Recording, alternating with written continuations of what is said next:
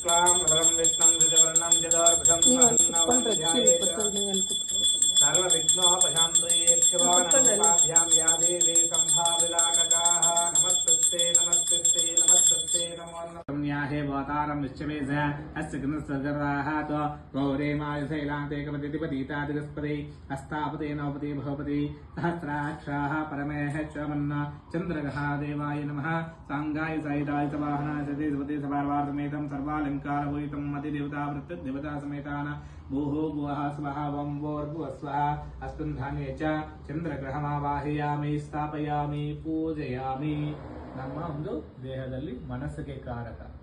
ಮನಸ್ಸು ಶಾಂತಿಯಾಗಿರಬೇಕಂದ್ರೆ ಚಂದ್ರನ ಅನುಗ್ರಹ ಚೆನ್ನಾಗಿರಬೇಕು ಅದೇ ಅದನ್ನ ದೋಷ ಇದ್ರೆ ಚಂಚಲ ಮನಸ್ಸು ಇವಾಗ ಹೇಳಿದ ಮಾತು ಇನ್ನೊಂದು ತಾಸಿಗೆ ಇರಲ್ಲ